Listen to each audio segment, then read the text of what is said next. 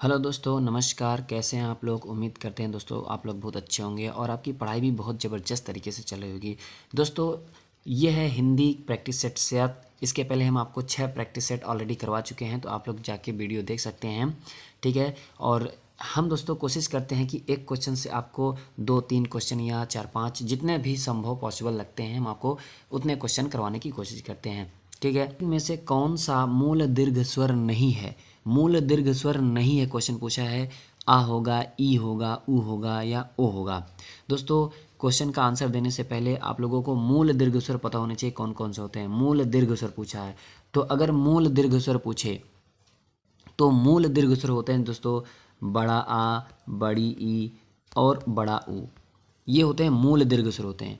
बाकी दोस्तों अगर दीर्घ स्वर पूछेगा तो बड़ा आ, बड़ी ई, बड़ा ऊ, ए, ऐ, ओ, औ, ये सब क्या होते हैं? दीर्घ स्वर होते हैं। लेकिन मूल दीर्घ स्वर होते हैं सिर्फ बड़ा आ, बड़ी ई, बड़ा ऊ होते हैं। तो आंसर में विकल्प में पूछा है दोस्तों मूल दीर्घ स्वर नहीं है, नहीं है पूछा है, तो ओ जो है नहीं है। आपका करेक्ट आंसर ओ होगा। बाकी ये तीनों मूल दीर्घ स्वर हैं, ठीक है।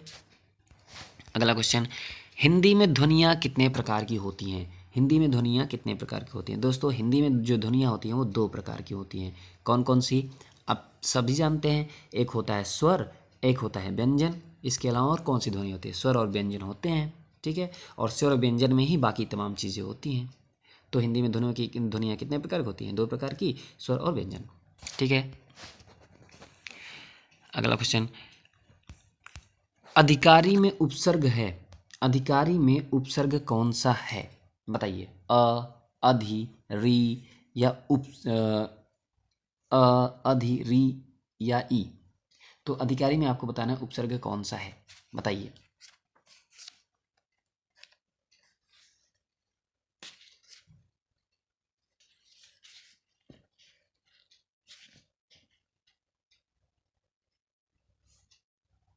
तो दोस्तों इसका अधिकारी में जो उपसर्ग होगा, जो करेक्ट आंसर होगा दोस्तों अधि।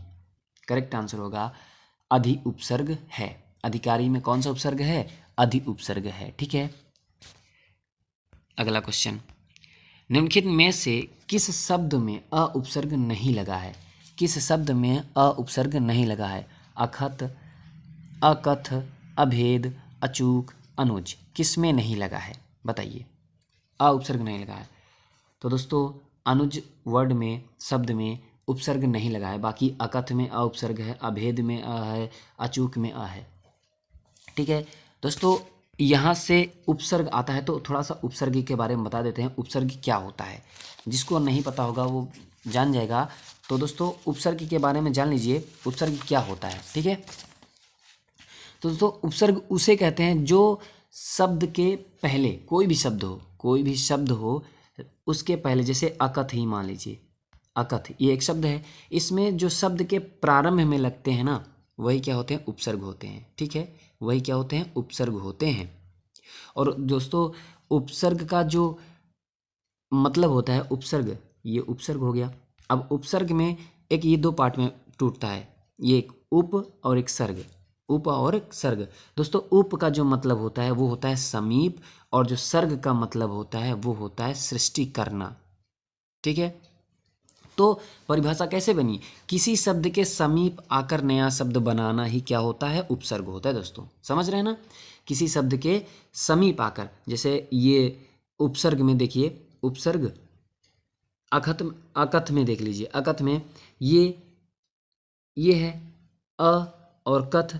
अ और कथ समीप में आकर के एक नया शब्द बना दिए अकथ, तो क्या हुआ? यहाँ पे उपसर्ग हो गया। तो कुल मिला के उपसर्ग को इतना समझिए, किसी शब्द के समीप आकर नया शब्द बनाना, माने शब्द के प्रारंभ में, शॉर्टकट में समझिए, शब्द के जो प्रारंभ में लगते हैं वही क्या होते हैं? उपसर्ग होते हैं। और प्रत्यय वो होते हैं जो शब्द के बाद लगते हैं, ठीक है। अगला क्वेश्चन, निम्नलिखित में से कौन सा शब्द समूहवाचक संज्ञा नहीं है?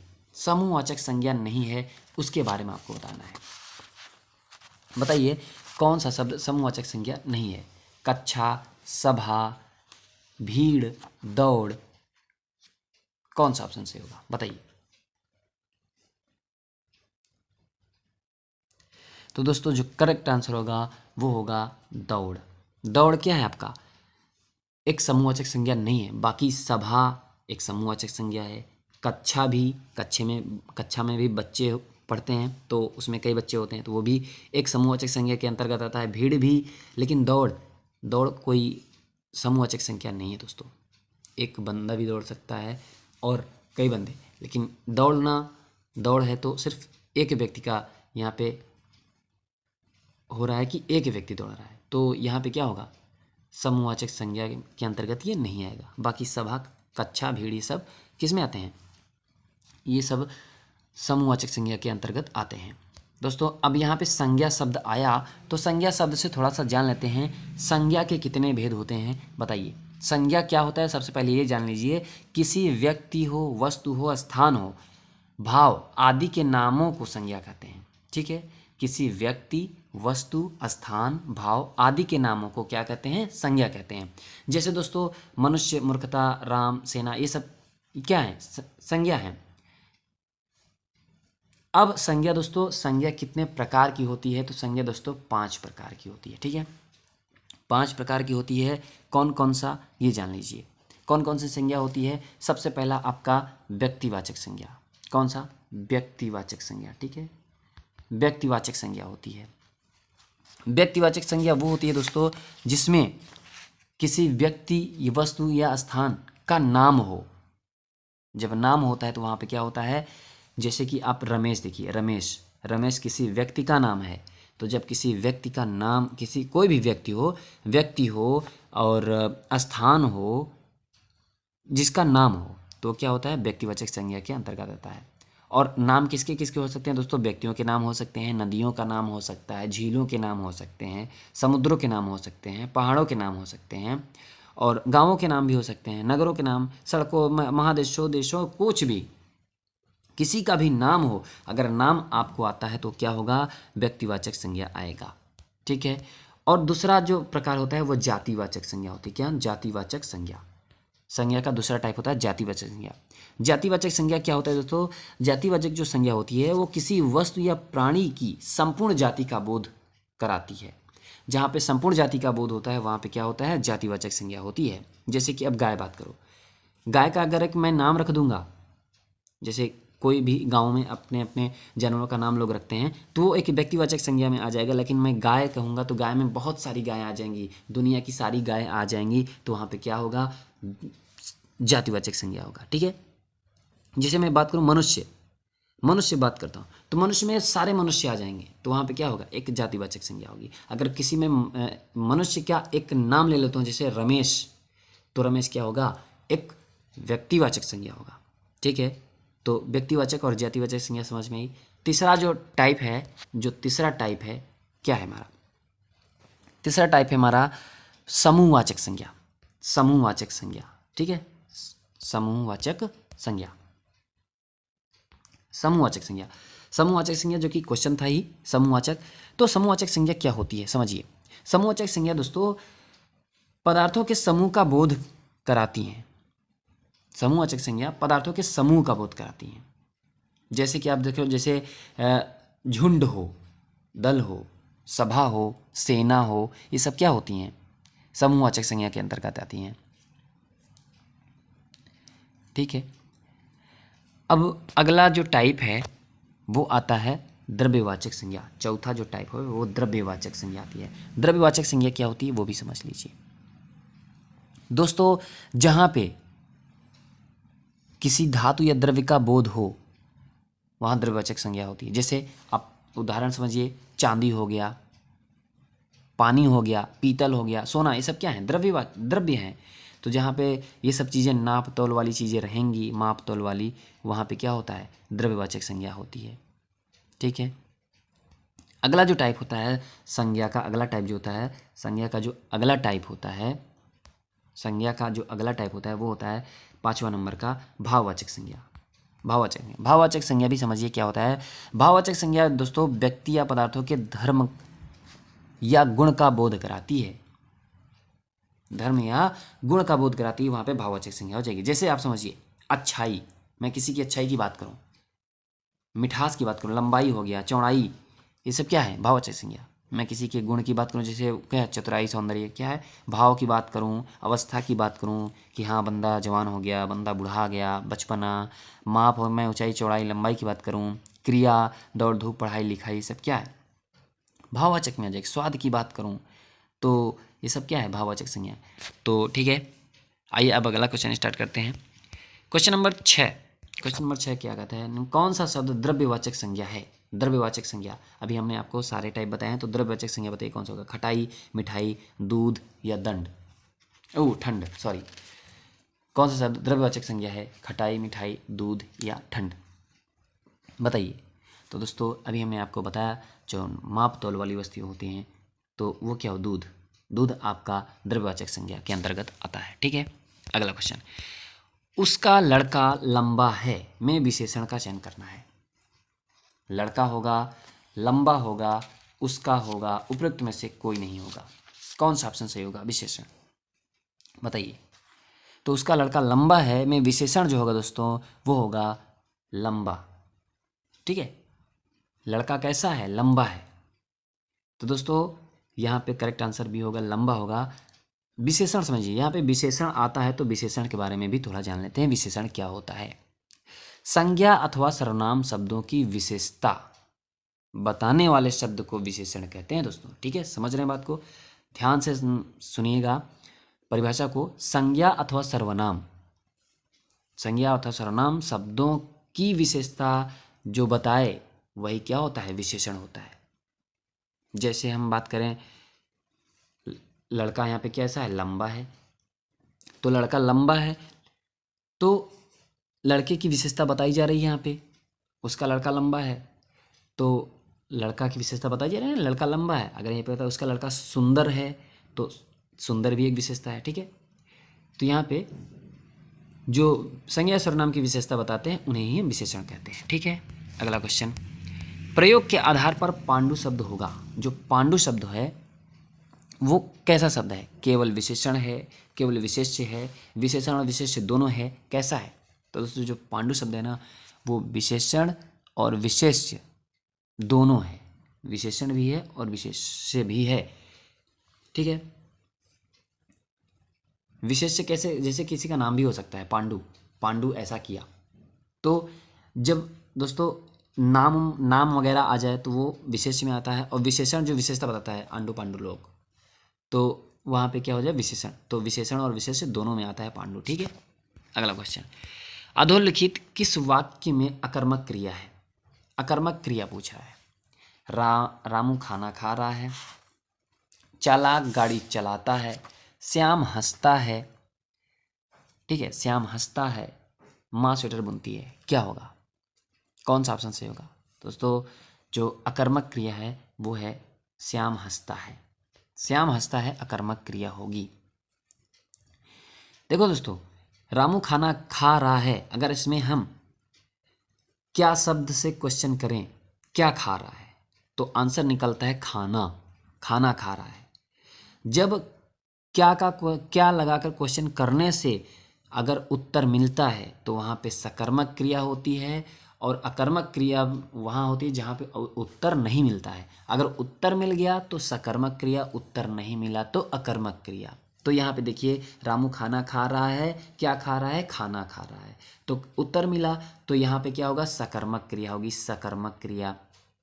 चालक गाड़ी चलाता है, क्या चलाता है, गाड़ी चलाता है, तो यहाँ पे उत्तर मिला तो यहाँ पे सकर्मक क्रिया होगी। लेकिन श्याम हंसता है, इस वाक्य में अगर देखेंगे तो श्याम हंसता है, क्या हंसता है, इसमें कोई उत्तर नहीं मिल रहा है, तो यहाँ पे क्या होगी, यहाँ पे अकर्मक क्रिया होगी। माँ स्वेटर बुनती है, माँ स्वेटर बुनती, क्या बुनती है, स्वेटर बुनती है, तो यहाँ पे उत्तर मिला।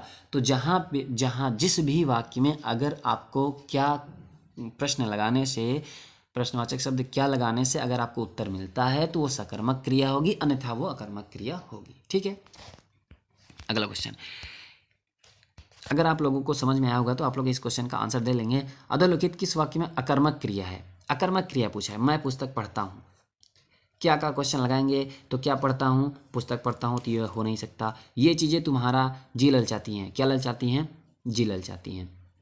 श्याम सोता है, श्याम सोता है, क्या सोता है, इसमें आंसर नहीं मिल रहा है। वह अपना सिर खुजलाता है। क्या खुजलाता है? सिर खुजलाता है। तो श्याम सोता है, इसमें यही क्या है? एक अकर्मक क्रिया है। ठीक है, तो करेक्ट आंसर होगा श्याम सोता है। ठीक है, अगला क्वेश्चन, नयन का शुद्ध संधि विच्छेद है। नयन, नयन का संधि विच्छेद बताना है, कौन सा होगा? दोस्तों जो नयन का संधि विच्छेद होगा वो क्या होगा? ने धन अन होगा। करेक्ट आंसर ने धन अन। दोस्तों संधि आई तो संधि के बारे में थोड़ा सा मोटा मोटा जानते हैं। संधि कितने प्रकार की होती है? सबसे पहले तो संधि दोस्तों 3 प्रकार की होती है। कौन कौन सी? एक होता है स्वर संधि, एक होता है व्यंजन संधि और एक होता है विसर्ग संधि। ठीक है, स्वर संधि और व्यंजन संधि और विसर्ग संधि। अब दोस्तों स्वर संधि कितने प्रकार की होती है? जो स्वर संधि होती है वो हमारी 5 प्रकार की होती है। उसी 5 प्रकार में ही एक प्रकार हमारा होता है अयादि संधि। कौन सी? अयादि संधि। अयादि संधि के अंतर्गत ही आते हैं ये नयन। नयन जो है इसका संधि विच्छेद ने धन अन होगा और इसी के अंतर्गत आता है हमारा अयादि संधि। ठीक है, अयादि संधि। अब अयादि संधि जिसको दोस्तों आता होगा वो तो कर ही ले जाएगा इस क्वेश्चन को, और जिसको नहीं आता होगा वो बेचारा क्या करेगा? तो दोस्तों अगर जिसको नहीं आता है या आता है वो भी अपना रिवीजन कर सकते हैं। तो अयादि संधि उसे कहते हैं। थोड़ा सा हम अयादि संधि के बारे में बताते हैं। अयादि संधि उसे कहते हैं दोस्तों, यदि समझिए, यदि ए ऐ ओ औ ए ऐ ओ औ के बाद कोई भी अभिन्न स्वर आ जाए, ए ऐ ओ औ के बाद कोई भी अभिन्न स्वर आ जाए तो ए का दोस्तों आय हो जाता है, ए का आय हो जाएगा, ए का आय हो जाएगा, ए का आय हो जाएगा और ऐ का आय हो जाएगा और ओ का देखिए ओ का अब हो जाएगा और औ का आव हो जाएगा। क्या हो जाएगा? आव। समझ रहे हैं? तो यहाँ पे नयन अय हुआ है, अय यहाँ पे नय अय अय आ रहा है ना, तो यहाँ पे अय हुआ है तो इसका मतलब हुआ होगा, क्या हुआ होगा? ए के बाद कोई भी अभिन्न स्वर आया होगा तभी तो अय बना है। तो यहाँ पे एक ही मात्रा लगे तो ने धन अन होगा, तभी बना नयन। ठीक है, अगला क्वेश्चन, सदैव में संधि है। सदैव में संधि बताना है, सदैव में कौन सी संधि है? ठीक है, सदैव में आपको संधि बतानी है। वृद्धि संधि है, यण संधि है, व्यंजन संधि है या गुण संधि है, बताना है। बताइए कौन सा ऑप्शन सही होगा? दोस्तों सदैव में वृद्धि संधि है। कैसी? वृद्धि संधि। ठीक है, अब दोस्तों वृद्धि संधि, स्वर संधि के 5 टाइप आपको एकदम बढ़िया तरीके से पता होना चाहिए। स्वर संधि के जो 5 टाइप हैं आपको पूरी तरीके से आना चाहिए। ठीक है, चाहे वो दीर्घ संधि हो, गुण संधि हो, वृद्धि संधि हो। तो यहाँ पे वृद्धि संधि की बात हुई है तो थोड़ा सा वृद्धि संधि के बारे में बता देते हैं। दोस्तों वृद्धि संधि वो संधि होती है जब भी छोटा आ हो या बड़ा आ हो, इसके बाद ए ऐ आ जाए, छोटा आ और बड़ा आ के बाद, इसी के बाद अगर ए या ऐ आ जाए तो क्या करना है? तो क्या होता है? ए या ऐ आ जाता है तो इन दोनों के मेल से क्या बनता है? ऐ बन जाता है। ठीक है, ऐ बन जाता है। तो अगर छोटा आ हो या बड़ा आ हो, इसका मेल ए या ऐ से अगर हो जाता है तो ये क्या बन जाता है? बड़ा, माने ऐ बन जाता है। ठीक है, ऐ यानी डबल मात्रा। ठीक है, ऐ बन जाता है। तो यहाँ पे कौन सी संधि होगी? वहाँ पे वृद्धि संधि होगी। ठीक है, समझ रहे हैं? अब व्यंजन संधि, ये सारी संधियाँ आपको आनी चाहिए तो आप क्वेश्चन आसानी से सॉल्व कर लेंगे। ठीक है, चलिए अगला क्वेश्चन, चरण कमल में समास, कौन सा समास है? चरण कमल में आपको समास बताना है कि चरण कमल में कौन सा समास है। तो बताइए चरण कमल में कौन सा समास है? दोस्तों कर्मधारय होगा, बहुब्रीहि होगा, द्वंद्व होगा या तत्पुरुष होगा? तो चरण कमल दोस्तों कर्मधारय होगा, कर्मधारय समास होगा। चरण है जो कमल, चरण है जो कमल, अर्थात इसमें अर्थात नहीं आया, चरण है जो कमल कर्मधारय है। ठीक है, बहुब्रीहि वो शब्द होता है जिसे दोस्तों दोनों क्या समास कितने प्रकार के होते हैं, क्या थोड़ा सा बताते हैं समास के बारे में, तब आपको क्वेश्चन आंसर समझ में आएगा। देखिए समास आया है तो समास समझिए, समास के कितने भेद होते हैं? समास के 5 भेद होते हैं। ठीक है, कौन कौन से? एक अव्ययी भाव समास होता है, समझिए अव्ययी भाव समास होता है, एक होता है कर्मधारय समास होता है, फिर द्विगु समास होता है, फिर द्वंद्व समास होता है, एक बहुव्रीहि समास होता है। टोटल कितने? 5 समास हुए। और अव्ययी भाव समास के बारे में समझिए। अव्ययी भाव समास वो समास होता है जिसका पूर्व पद प्रधान होता है। जैसे पूर्व पद प्रधान होता है वो क्या होता है? अव्ययी भाव समास होता है। एग्जाम्पल समझिए अव्ययी भाव समास का, जैसे कि हम बात करें यथाशक्ति। यथाशक्ति की बात करें तो यहाँ पे पूर्व पद जो हो क्या होता है? यथाशक्ति, यानी शक्ति के अनुसार। तो यथाशक्ति में क्या हो गया? ये अव्ययी भाव समास हो गया। या पहला ये भी कह सकते हैं कि पहला जो पूर्व पद होता है वो प्रधान होता है, उसके बाद जो पहला पद होता है पूर्व पद वो अव्यय भी होता है, तो वहाँ पे अव्ययी भाव समास होता है। ठीक है। कर्मधारय समास समझिए। कर्मधारय समास क्या होता है? जिसका दोस्तों उत्तर पद प्रधान होता है वो कर्मधारय होता है। तो उत्तर पद जो प्रधान होता है वो कर्मधारय। जैसे यहाँ पे कमल क्या हुआ? ये दोस्तों बाद वाला शब्द उत्तर पद होता है, ये पहले वाला पूर्व पद होता है। ये समझिए पूर्व पद उत्तर पद में अंतर। ठीक है। तो जो कमल है ये आपका यही प्रधान है, तो जब उत्तर पद प्रधान होता है वहाँ पे कर्मधारय समास होता है। ठीक है। और बहुब्रीहि में दोस्तों दोनों पद क्या होते हैं? पूर्व पद उत्तर पद दोनों अप्रधान होते हैं। क्या होता है? अप्रधान। और कोई तीसरा जो शब्द होता है वो प्रधान होता है। ठीक है। और द्वंद्व समास में, अब द्वंद्व समास समझिए। द्वंद्व समास क्या होता है? द्वंद्व समास में दोनों पद प्रधान होते हैं। क्या होते हैं? दोनों पद प्रधान होते हैं। जैसे माता पिता की बात करें, माता पिता, तो इसमें क्या हुआ? दोनों पद प्रधान है, माता और पिता दोनों। ठीक है। और बीच में योजक चिन्ह भी लगा रहता है। तत्पुरुष समास दोस्तों, तत्पुरुष समास के अंतर्गत ही आते हैं कर्मधारय समास और द्वंद्व समास, सॉरी द्विगु समास। तत्पुरुष समास के अंतर्गत आता है कर्मधारय समास और द्विगु समास। और द्विगु समास एक प्रकार आपका बचता है। तो द्विगु समास वो होता है जिसका पहला पद संख्यावाचक होता है और उत्तर पद तो प्रधान होता ही होता है, लेकिन पहला पद संख्यावाचक होता है, वहाँ पे द्विगु समास होता है। जैसे कि पंचवटी, चौराहा, ये सब क्या होते हैं? ये सब द्विगु समास होते हैं। ठीक है। अगला क्वेश्चन, चौराहा में समास है। लीजिए, समास के सारे हम बताए आपको, डिटेल समझाए, तो यहाँ पे आपको बता देना चाहिए चौराहा में समास कौन सा है? द्वंद्व, तत्पुरुष, द्विगु, कर्मधारय, कौन सा समास होगा चौराहा में, बताना है आपको। तो दोस्तों चौराहा में अभी हमने आपको बताया द्विगु समास होगा। कौन सा? द्विगु समास होगा। ठीक है, द्विगु समास, क्योंकि पहला पद संख्यावाचक है तो यहाँ पे द्विगु समास हो जाएगा। अगला क्वेश्चन, चंद्रमा तथा ब्राह्मण के लिए एक शब्द है। चंद्रमा तथा ब्राह्मण के लिए एक शब्द है सोम, द्विज, वर्ण या श्रेष्ठ। क्या होगा? बताइए, क्या होगा? द्विज। ठीक है। इनमें से कौन सा शब्द गो का अर्थ नहीं है? गाय, नदी, इंद्री या गज। कौन सा ऑप्शन सही होगा? बताइए। दोस्तों जो करेक्ट आंसर होगा वो होगा गज। गज माने होता है दोस्तों हाथी। ठीक है। तो यही अर्थ नहीं होगा, बाकी गाय, नदी, इंद्री ये सब होते हैं। ठीक है। तो आपका विलोम क्या है? अनुरूप का विलोम, विलोम पूछ रहा है दोस्तों। अनुरूप का विलोम क्या है? विरूप, प्रतिरूप, अपरूप, क्या, या व्यतिरूप। कौन सा ऑप्शन सही होगा? तो दोस्तों अनुरूप का जो विलोम होगा वो होगा आपका प्रतिरूप। करेक्ट आंसर प्रतिरूप होगा। ठीक है। तो विलोम भी आपको अच्छे से लर्न करना होगा। अनिवार्य का विपरीतार्थक शब्द है। विपरीतार्थक माने विलोम ही समझिए। तो निवारणीय, ऐच्छिक, अनावश्यक या आवश्यक, अनिवार्य का जो विलोम होगा वो क्या होगा? तो दोस्तों अनिवार्य का जो विपरीत होगा वो ऐच्छिक होगा। क्या होगा? ऐच्छिक होगा। व्योम का पर्यायवाची शब्द नहीं है। व्योम का पर्यायवाची शब्द नहीं है, कौन सा है? अंतरिक्ष, अंबर, पीयूष या नभ। क्या होगा? व्योम का पर्यायवाची शब्द नहीं है, बताना है। तो करेक्ट आंसर होगा दोस्तों पीयूष। पीयूष जो है व्योम का पर्यायवाची शब्द नहीं है। बाकी अंतरिक्ष, अंबर, नभ, गगन, आकाश ये सब क्या है? व्योम के पर्यायवाची शब्द हैं। बाकी दोस्तों जो पीयूष है वो अमृत का पर्यायवाची है।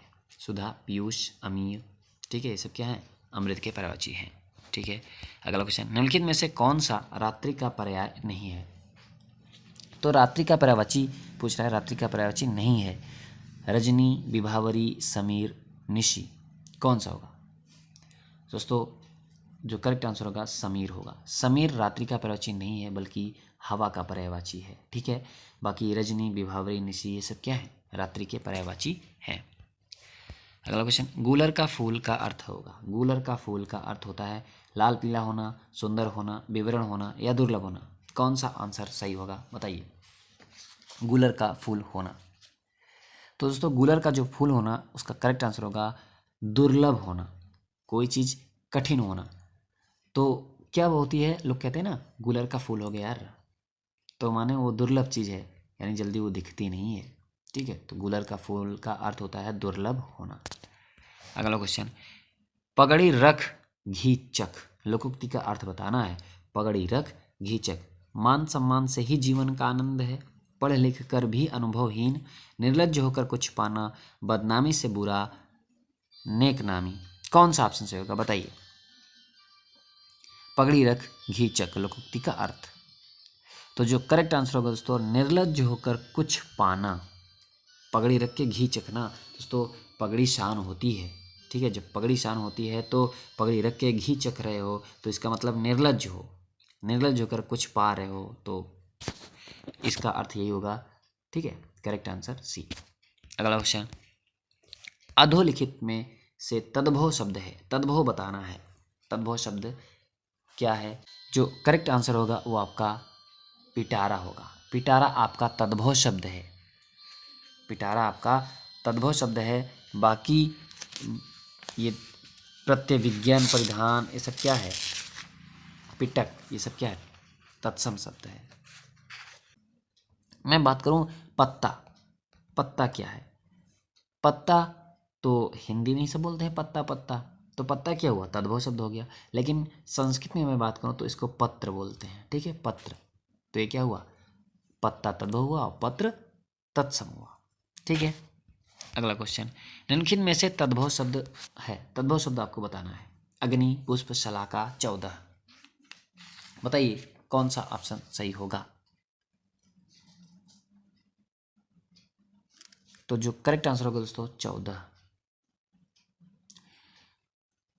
तद्भव शब्द 14 है। बाकी अग्नि, अग्नि को, अग्नि का जो तद्भव होगा आग होता है, पुष्प फूल होता है, शलाका, ये सब क्या होगा? ये सब क्या है? संस्कृत के ही शब्द दिख रहे हैं आपको, तो यहाँ पे क्या होगा? तत्सम शब्द होगा।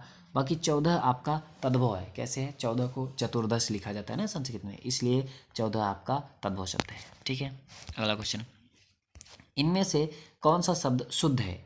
यानी वाल्मीकि, उज्ज्वल, द्वंद्व। वर्तनी बताना है, वर्तनी की दृष्टि से आपको बताना है कौन सा शब्द इसमें शुद्ध है, ठीक है। तो बताइए कौन सा शब्द शुद्ध है? तो दोस्तों इसका जो करेक्ट आंसर होगा यानी, यानी शुद्ध शब्द है, यानी ऐसे ही लिखा जाता है, तो यानी आपका शुद्ध होगा। बाकी वाल्मीकि, उज्ज्वल, द्वंद्व ये सब गलत लिखे हुए हैं दोस्तों। आप लोग देखेंगे उज्ज्वल ऐसे नहीं लिखा जाता, वाल्मीकि ऐसे भी नहीं लिखा जाता, ठीक है। तो आपको देखना है, यानी आपका करेक्ट होगा। उज्ज्वल कैसे लिखा जाता है आप थोड़ा सा आप लोग देख लीजिए, ऐसे उज्ज्वल, ये है वर्तनी।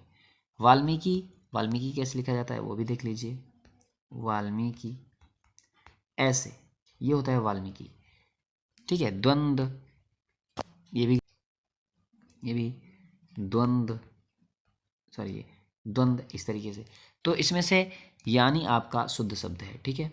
अगला क्वेश्चन, वर्तनी की दृष्टि से इनमें से आपको बताना है अशुद्ध शब्द है। अशुद्ध शब्द कौन सा है वर्तनी की दृष्टि से? यानी, यानी, सूची, शुष्क। अशुद्ध शब्द दोस्तों अभी हमने आपको बताया था यानी, यानी आप देखे थे ना इस तरीके से लिखा जाता है, फिर यानी यहाँ कैसे लिखा है? तो करेक्ट आंसर आपका होगा पहला ऑप्शन, करेक्ट आंसर होगा। ये अशुद्ध शब्द है। बाकी यानी, सूची, शुष्क ये सब क्या है? एकदम राइट लिखे हुए हैं, ठीक है। अगला क्वेश्चन, खड़ी बोली हिंदी का अन्य नाम सही नाम है, अन्य सही नाम बताना है। खड़ी बोली हिंदी का अन्य सही नाम क्या होगा बताइए?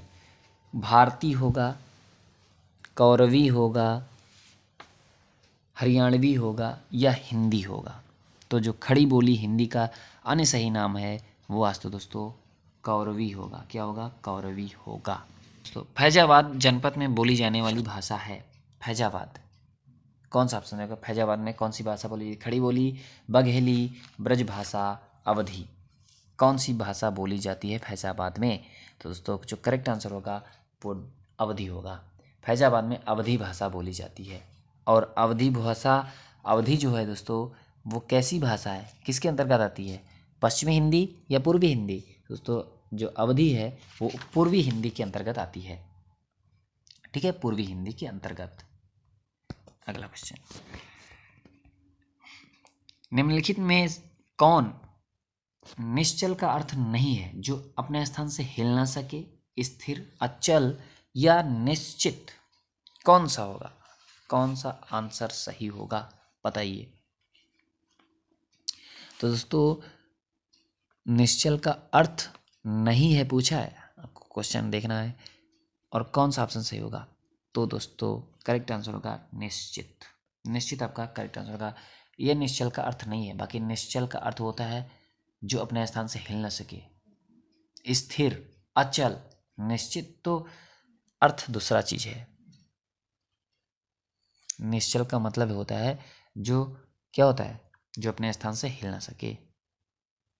अनुचित बात के लिए आग्रह करने वाला वाक्यांश के लिए एक शब्द है, क्या है? दुराग्रह, अनाग्रही, दुराग्रही, कुआग्रही। कौन सा होगा? अनुचित बात के लिए आग्रह करने वाला वाक्यांश के लिए एक शब्द बताना, एक शब्द बताना, बताइए। तो अनुचित बात के लिए आग्रह करने वाला वाक्यांश के लिए एक शब्द जो होगा दोस्तों वो होगा दुराग्रही। क्या होगा? दुराग्रही। अनुचित बात के लिए आग्रह करने वाला क्या होता है? दुराग्रही होता है। ठीक है, अगला क्वेश्चन, शांत रस। शांत रस का स्थायी भाव बताना है दोस्तों। शांत रस का स्थायी भाव, अस्थायी भाव आपको पूरा का पूरा याद होना चाहिए। जो रस होते हैं, रस के अस्थायी भाव आपको पूरा याद होना चाहिए। तो शांत रस का स्थायी भाव क्या होता है दोस्तों? बताइए। शांत रस का जो स्थायी होगा वो निर्वेद होगा। क्या होगा? निर्वेद होगा। ठीक है दोस्तों, यहाँ पे रस आता है तो थोड़ा सा रस के बारे में भी जान लेते हैं। ठीक है, आइए रस के बारे में जानते हैं। तो रस हिंदी में कितने हैं? कितने हैं दोस्तों? 9। रस की संख्या कितनी है? 9 है। ठीक है, 9 रस हैं। अब दोस्तों आपको हम बता दें कि अस्थायी भाव किसका क्या होता है वो जान लीजिए। जैसे हम श्रृंगार रस की बात करें, श्रृंगार रस का क्या होता है? रति अस्थायी भाव। श्रृंगार रस का जो स्थायी होता है वो रति होता है। करुण का क्या होता है? शोक का शोक होता है। हास्य का हास होता है। वीर का उत्साह होता है। भयानक का भय और विभत्स का जुगुप्सा होता है। शांत का निर्वेद होता है। अद्भुत का आश्चर्य होता है। ठीक है, ये तो ये सब रस हैं और इन सब रसों के आपको अस्थायी भाव याद रखना है। ठीक है दोस्तों, और दोस्तों एक क्वेश्चन होता है संचारी भाव की संख्या कितनी होती है? संचारी भाव, तो संचारी भाव की जो संख्या होती है दोस्तों वो होती है 33। ठीक है, ये याद रखिएगा। संचारी भाव कितनी होती है? 33 होती है। ठीक है, अगला क्वेश्चन, किस रस का स्थायी भाव रति है? तो भाई भक्ति रस या श्रृंगार रस? दोस्तों जो करेक्ट आंसर होगा अभी मैंने आपको बताया। तो श्रृंगार रस और भक्ति रस दोनों ही क्या है? अस्थायी भाव रति है। क्या है? रति है। भक्ति रस और श्रृंगार रस का दोनों का अस्थायी भाव रति है। ठीक है, अगला क्वेश्चन, मुदित महीपति मंदिर आए, सेवक सचिव सुमंत बुलाए। पंक्ति में कौन सा अलंकार है? अलंकार बताना है। पंक्ति में कौन सा अलंकार है बताइए। दोस्तों मुदित महीपति मंदिर आए, यहाँ पे दोस्तों करेक्ट आंसर होगा अनुप्रास। देखिए आप लोग वाक्य को देखेंगे तो यहाँ पे माँ वर्ण की बार बार आवृत्ति हुई है। बार बार जब दोस्तों बार बार आवृत्ति हो तो वहाँ पे क्या होता है? अनुप्रास अलंकार होता है। ठीक है, एक ही वर्ण की बार बार आवृत्ति हो वहाँ पे अनुप्रास अलंकार होता है। ठीक है, अगला क्वेश्चन, अपमान और उपमेय का अभेद कहलाता है। उपमा, रूपक, उत्प्रेक्षा, भ्रांतिमान। बताइए। उपमान और अपमान और उपमेय। ठीक है, यहाँ पे अपमान आई थिंक है, यहाँ पे उपमान। ठीक है, उपमान कर लीजिएगा। उपमान और उपमेय का अभेद कहलाता है, क्या कहलाता है? उपमा कहलाता है रूपक, उत्प्रेक्षा या भ्रांतिमान। तो क्या आंसर दोस्तों? वो कहलाता है रूपक। क्या कहलाता है? रूपक। जहाँ पे उपमान और उपमेय का अभेद होता है वहाँ पे रूपक होता है। ठीक है, जैसे कमल रूपी। ठीक है, इनके में से सममात्रिक छंद का कौन सा उदाहरण है बताना है? दोहा, सोरठा, चौपाई या ये सभी? बताइए दोस्तों, छंद से भी क्वेश्चन आते हैं तो छंद के बारे में समझिए। ठीक है, तो क्वेश्चन क्या कर रहा है? सममात्रिक छंद पूछ रहा है। तो सममात्रिक छंद के अंतर्गत कौन कौन से आते हैं? तो सममात्रिक छंद का उदाहरण दोस्तों चौपाई। चौपाई आपका सममात्रिक छंद है। ठीक है, बाकी जितने हैं सब क्या है? अब आप लोग इतना तो बता ही सकते हैं कि चौपाई किसमें आती है? सममात्रिक में आती है। गीत क्या हो गया? हर गीत क्या हो गया? ये सब क्या है? सब सममात्रिक छंद है। रोला भी सममात्रिक छंद है। बाकी दोहा अर्धसममात्रिक छंद है। किसमें? अर्धसममात्रिक छंद है। सोरठा क्या हुआ? ये भी अर्धसममात्रिक है। और बरवे ये भी अर्धसममात्रिक है। ठीक है, और दोस्तों दोहा सोरठा का उल्टा होता है। अगला क्वेश्चन, शिल्पगत आधार पर दोहे से उल्टा छंद है। बस वही क्वेश्चन, दोहे का उल्टा क्या होता है? तो दोहे का उल्टा क्या होता है दोस्तों बताइए। द्रोला होता है, चौपाई होता है, सोरठा या बरवे? दोस्तों करेक्ट आंसर होगा, बताइए कौन सा होगा? सोरठा। ठीक है, तो दोहे का जो उल्टा होता है वो सोरठा होता है। भारत में सर्वाधिक खड़ी बोली वाली भाषा कौन सी है? हिंदी, संस्कृत, तमिल, उर्दू? कौन सी भाषा है? तो भारत में सर्वाधिक खड़ी बोली वाली भाषा है हिंदी। भारत की बात करें और हिंदी ना ऐसा हो नहीं सकता। तो ठीक है, हिंदी भारत में सर्वाधिक खड़ी बोली वाली भाषा है। भारतवर्ष में हिंदी को आप किस वर्ग में रखेंगे? राजभाषा, राष्ट्रभाषा या विभाषा या तकनीकी भाषा? किसमें रखेंगे आप? तो दोस्तों भारतवर्ष में जो हिंदी को आप राजभाषा में रखेंगे। राजभाषा, हिंदी एक राजभाषा है। ठीक है दोस्तों, ये थे आपके 38 क्वेश्चन। तो वीडियो कैसी लगी आप लोग कमेंट करके जरूर बताइएगा। अगर वीडियो पसंद आई हो तो आप लोग लाइक करिएगा और चैनल को सब्सक्राइब जरूर कर लीजिएगा। ठीक है दोस्तों।